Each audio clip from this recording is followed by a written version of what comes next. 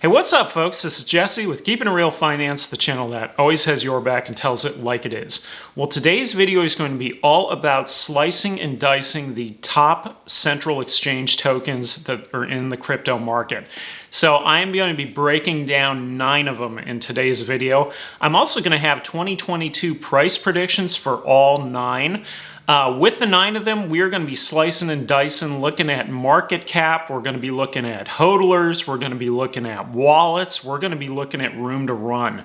So a couple of these have a lot more room to run than others, but there's little idiosyncrasies between them that kind of set them all apart. So I don't know if there's necessarily a clear-cut winner. Certain ones are better for certain things and others may be better for others. So we're going to be looking at that in today's video. So hopefully this kind of sheds some light on this topic because I don't think very many investors in the crypto market know about this, all right? So that's what we're going to be sharing today. So if you like today's video, make sure to hit the like button. If this is your first time to the channel, make sure to subscribe. And if you click the bell, you'll be made aware whenever I post time-sensitive content just like this. And now, let's get it going.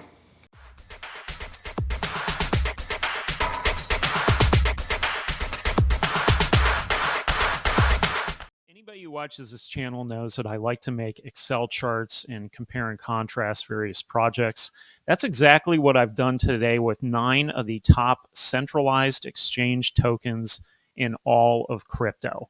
So who we've got here, we've got Binance, we've got Crypto.com, FTX, KuCoin, Huobi, OKEx, Swissborg, Gateio, and Voyager.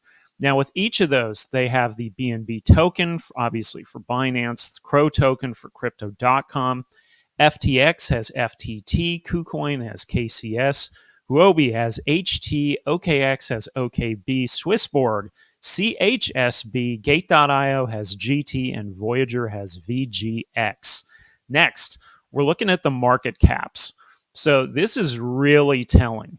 So you can see here, first of all, Binance by far has the biggest market cap, 66.2 billion. Crypto.com, 12.1 billion, FTX, 6.1. And what I want to show here too is that the top 3 you could sort of group together because they're above, let's say $2 billion. Binance way above that. The next 3 here, KuCoin, Huobi, and OKEx, they're all kind of in the same ballpark between 1.5 and 1.2 billion. And then the next 3, Swissborg through Voyager, are 566 million to 524 million. Now, looking at their ranks, so this is in all of crypto. Basically, these various central exchanges rank anywhere between number 4 for Binance all the way up to number 120 for Voyager. Now, when we're looking at the chain, as far as I know, I think every single one of these actually started as a Ethereum ERC20 token, meaning it's built on the Ethereum blockchain. Obviously, they have since deviated from there by creating their own chains. In particular, obviously, we have the Binance Smart Chain for Binance. Crypto.com has Chronos. KuCoin has the KuCoin chain. OKEx has their OKEx chain. So a little deviation. I expect more deviation to come from this in the future. Next, we're looking at hodlers. So how many people are holding each of these coins? BNB, whoa, 317,000 hodlers. So that is a ton, right?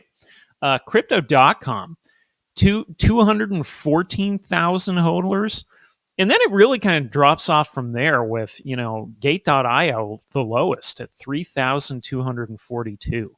So what that tells me right there is if BNB is sitting at 317,000 people that hold BNB, and Voyager, for example, is at 3,994, just under 4,000, look at how much opportunity there is here. And really any of these, if you're looking at BNB as the gold standard, which you kind of have to, look at the opportunity here for hodlers. Huge. Now next, and I'm probably going to show this maybe in a chart or two, but top 10 hodlers. So what I am saying right here in this category is we are talking about the top 10 wallets for this coin. So the top 10 wallets, for example, for Binance hold almost 90% of all of the supply. The top 10 wallets for KuCoin hold 98.49%, right? That is a ton. The real big anomaly in this one is OKEx. So the top 10 wallets only have nearly 20% of the supply. So that is just absolutely crazy to me, especially when you compare these. So that is so low. That tells me they purposefully did that with their tokenomics versus these other projects that are a lot higher. Something else that's telling with this stat is that it shows you centralization. So it's an irony that in the crypto industry, one of the founding principles is decentralization. Well, guess what? For the majority of these centralized exchanges, um, a lot of the tokens are all held between the top 10 wallets, with the exception of OKEx. So you could argue that OKEx is the most highly decentralized in terms of those wallet hodlers. All right. Next, circulating supply. So I would argue here that probably the projects with more circulating supply are better than the ones with less. Okay. Now, that's sort of a loose thing, and really that's just for this category. So if you're looking at it, Binance, 100% of supply is out there, and they're burning it daily, right? That's another thing I didn't really capture in here is burning events. KuCoin also does those. I'm not too sure about some of these other ones, whether they're doing burning or not, but that is another factor. Now, Swissborg, 100% out there. I really like that about Swissborg. So they have been making some big-time moves. And what's crazy is that when you're looking at the market caps, look at how many hodlers there are for Swissborg versus Voyager. Way more. So, Swissborg has been doing really good things here with that. So that's a really good stat for them. Now, Voyager, 100% of circulating supply is out there. So that's really good. Now, on the flip side, OKEx only has 20% out there. Gate.io only 26%. Huobi, only 31%. So they have a lot more supply to release as time moves on into the future. All right. Now, room to run versus BNB. So this category is kind of comparing, basically any of these other 8 to BNB is the gold standard. They're the flag bearer, right? So for crypto.com, just to equal the market cap of BNB is a 5.5x. For FTX, it's a 10.9x. For KuCoin, it is a 44x from the current price to get to the standard that BNB is set. And moving on down, look at the potential here for Gate, for Voyager, even for Swissborg. So, Voyager would have to do 126x just to meet the current market cap of BNB, which is absolutely crazy. Okay. So that's what I was talking about in the thumbnail here. So there is that opportunity. Now, are they going to just do it this year? Let's say, well, no, probably not. But at the same time, look at how long Binance has been around. Only I want to say maybe 4 going on 5 years is how long Binance has been around. Maybe more than that. Maybe it's 4 to 6. It's somewhere right around there, but it is not very long. And so if you compare some of these other exchanges, 2 or 3 years, how far up could they be on this, right? Could they cut into BNB's market share? Maybe, but maybe not. Maybe just more investors keep coming into the market. It's probably going to be a combination of both. But the point here in this category is look at the opportunity here, especially with some of these. And, when I was talking earlier about low risk versus high risk, so obviously our bottom 3 here would be considered the highest risk, and, our top 3 would be the lowest risk. So that being said, though, is Swissborg a high risk? I don't think so at all. Gate.io, I really don't know a whole lot about Gate.io, so I really can't comment accurately on that one.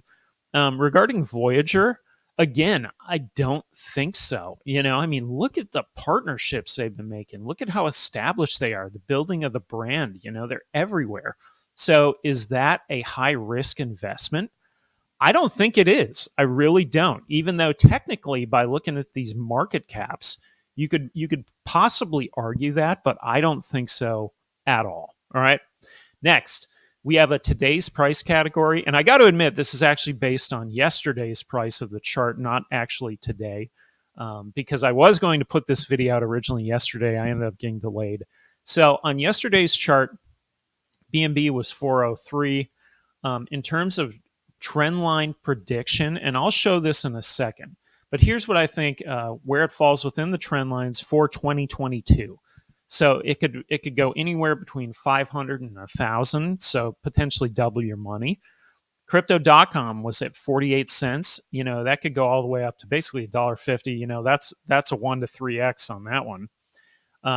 FTT, so again, 44.77. On this one, you're kind of looking at between a 2 to 3x max on that one. KuCoin. So KuCoin was at 1960. It could easily double, if not go a little bit higher than that.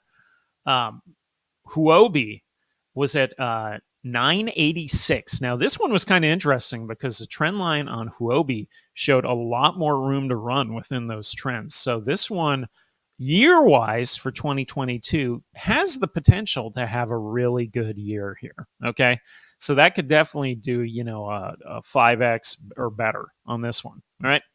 OKEx. So OKEx was at 20, and it could go all the way up to basically, let's say, 60. So that's a 1 to 3x possible there. Swissborg, 56 cents. Look at this, 226. So that could be potentially a 1 to 4x, maybe greater. So a lot of opportunity with Swissborg, especially for all the hodlers out there. I know they incentivize that on the platform. All right. Now, the one thing I do have to say, being U.S. based, not that I'm bitter or anything, but Swissborg is not here in the U.S. I can't invest in that. So come on, Swissborg, get in the U.S. Now, regarding Gate, so GT, $6.70. Looks like you could definitely, double on that one. And then VGX, $1.88, could go anywhere between, 294, 746. Let's say, 2 to 4x or so on that. All right. So a lot of opportunity there. Now, I did want to kind of show the charts just for some context. So let me pull that up here so you can see the charts here. So here's the BNB chart. And let me shrink this down a little. Whoop, I'm going the wrong way. So we'll shrink this right here. And then we'll shrink this down right here. Okay. Move that over a bit. And here are the trend lines basically for BNB on what we've got to work with. Now, the one thing with BNB is it's pretty tightly correlated with Bitcoin at the moment.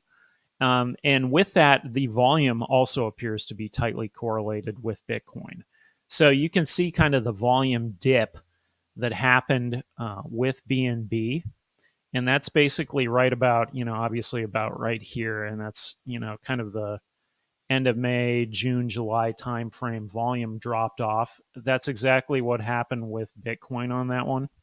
So they're following that pretty tightly, but even still, we've got basically, a fairly good chart here. So this is a solid investment. Again, low risk. That's what it is.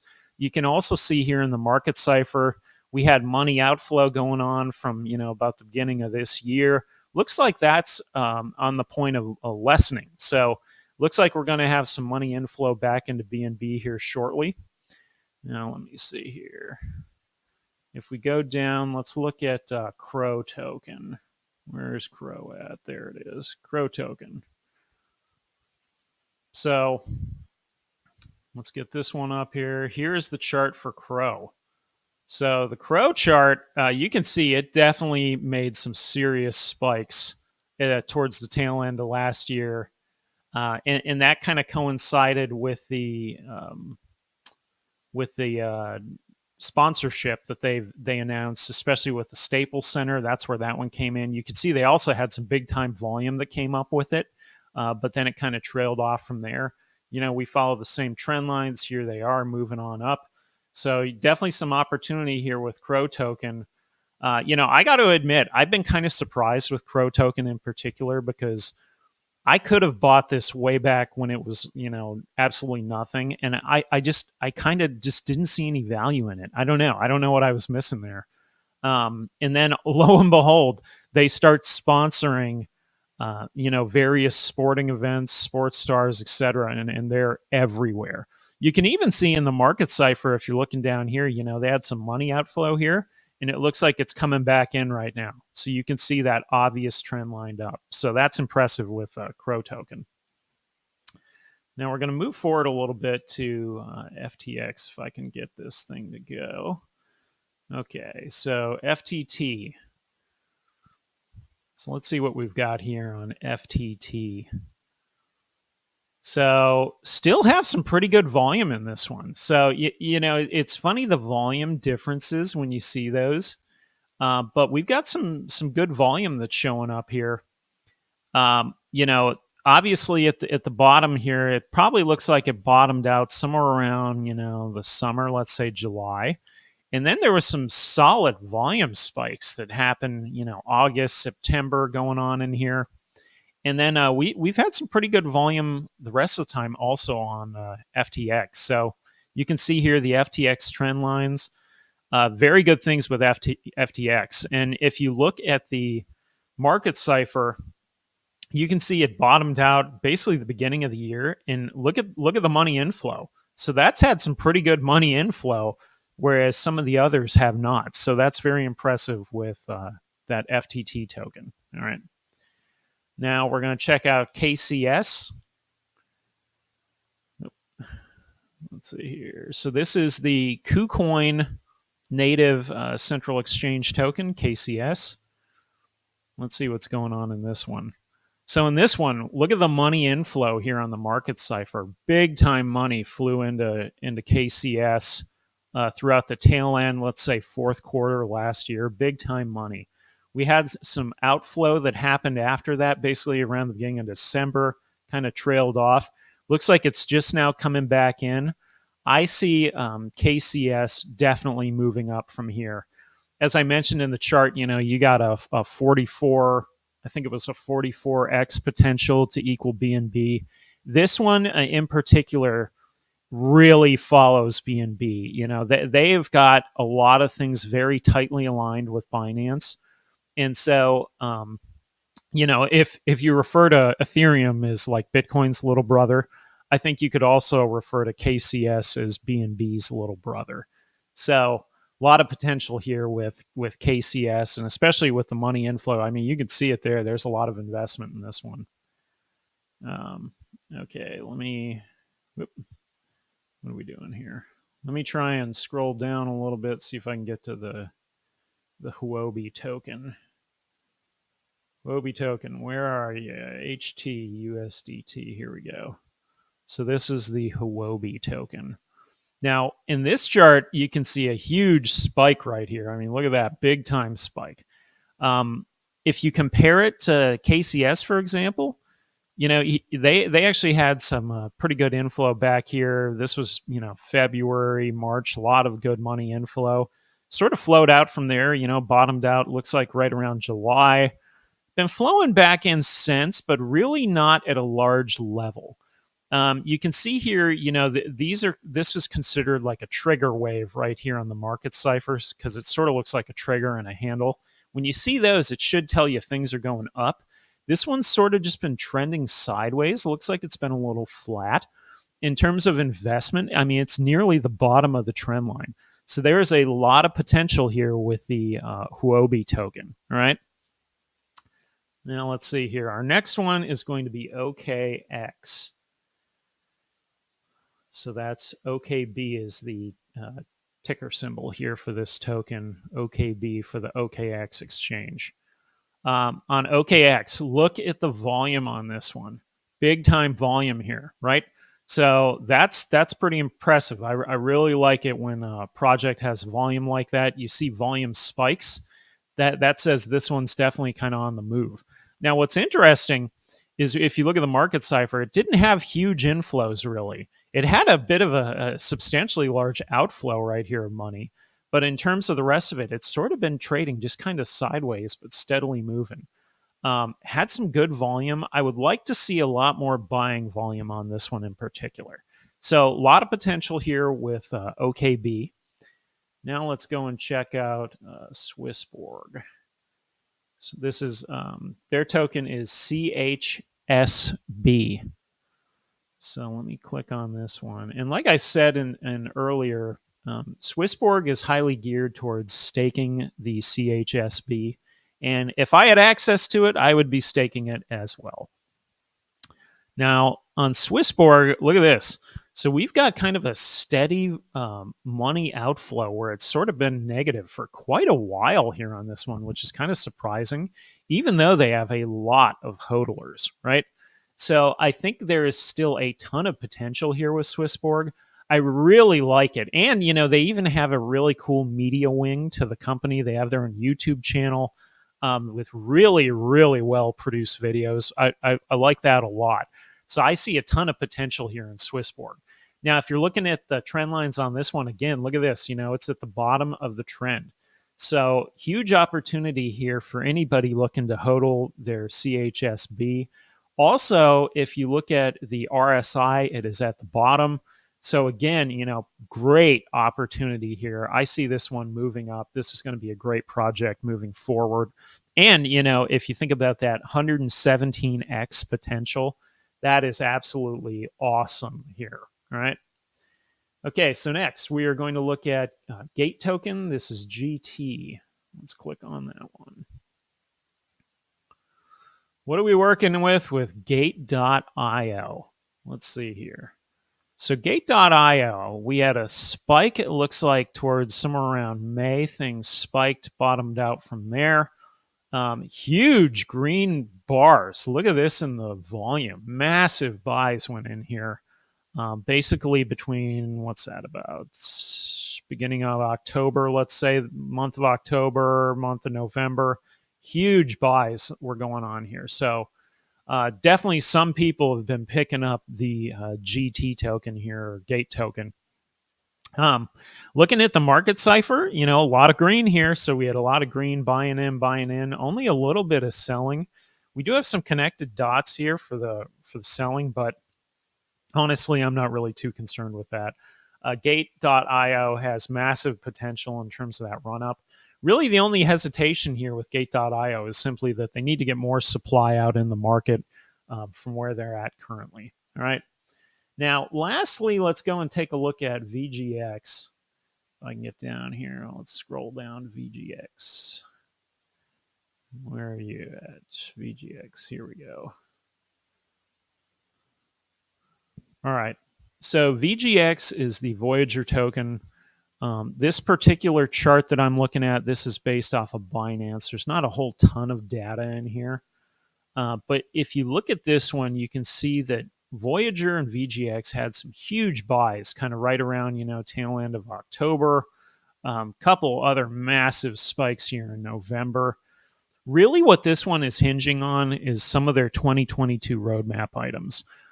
You know, obviously the debit cards, that's a game changer here, earning up to 9% on USDC, especially when our inflation is 7.5%. You know, why you even have a bank account anymore here in the USA is just crazy once this comes out. So I think that's going to be a big inflow for them.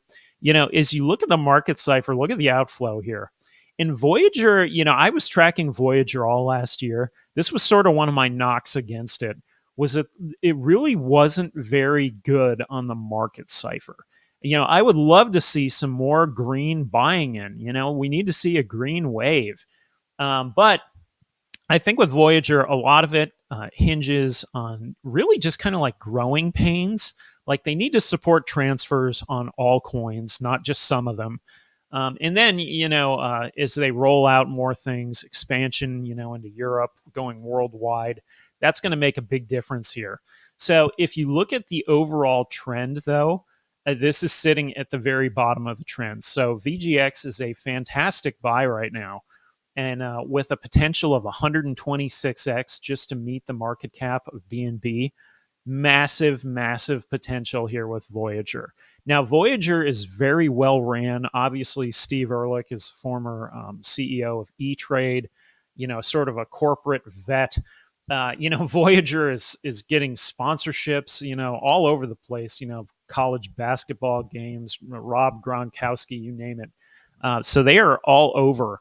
And they're a fantastic platform, especially if you're what I would consider a level 1 trader, where you simply want to buy your coins on the exchange and leave them there and earn rewards and not put any more thought into it than that. They are absolutely excellent for that. That's their bread and butter.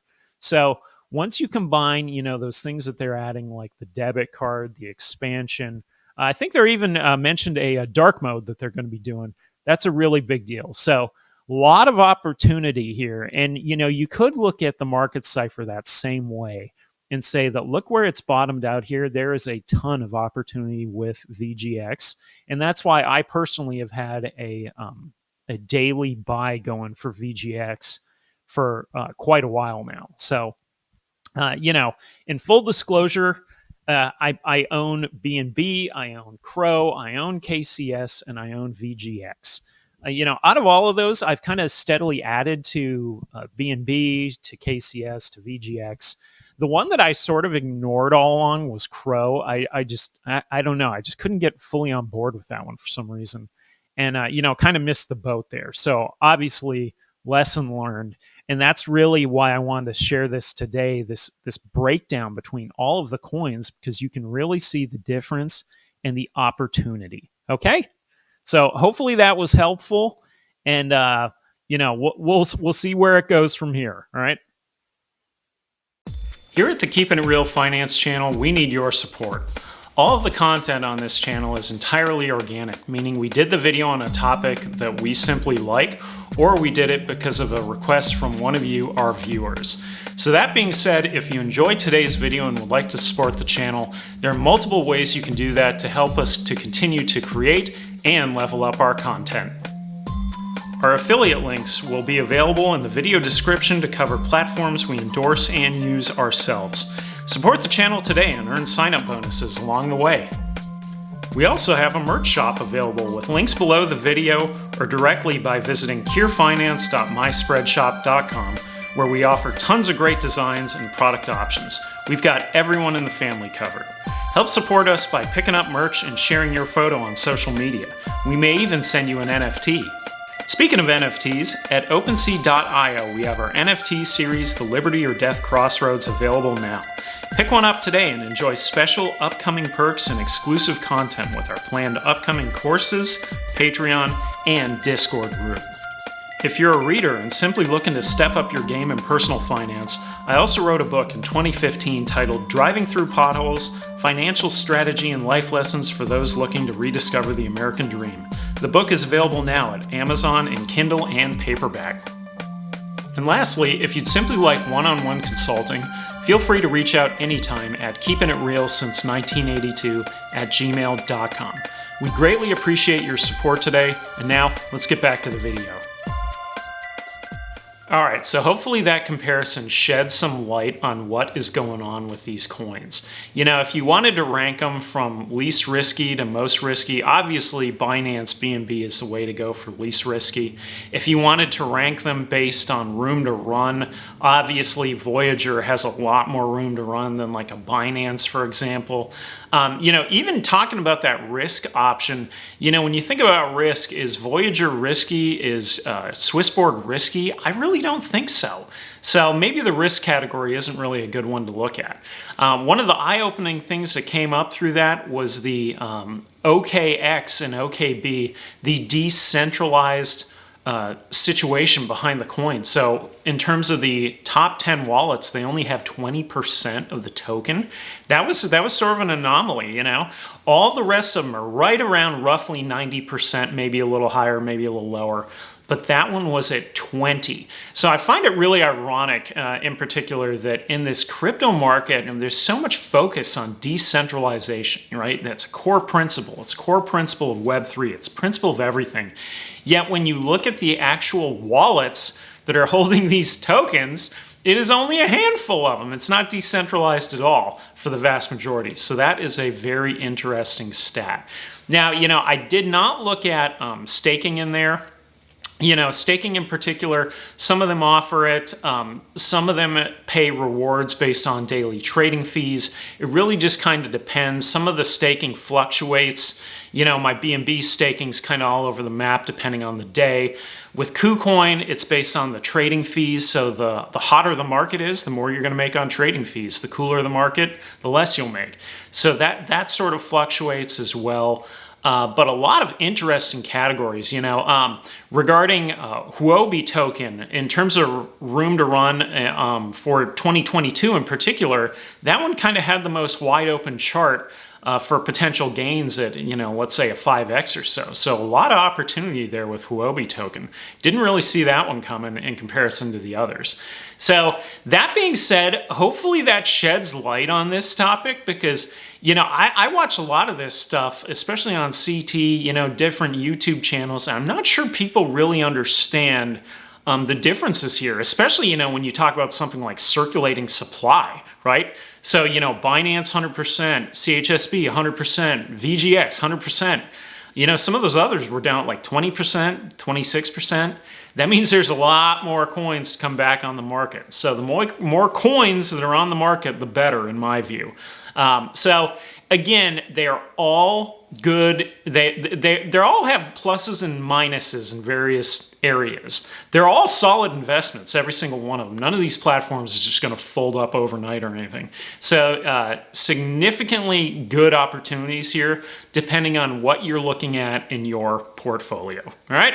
So if you enjoyed today's video, make sure to hit the like button. Don't forget that I'm also on Twitter at KIR Finance, where you can find me tweeting and retweeting on a regular basis. Check me out there. And lastly, for a friendly reminder, this is Jesse with Keeping It Real Finance, the channel that always has your back and tells it like it is, and I will see you on the next one. Later.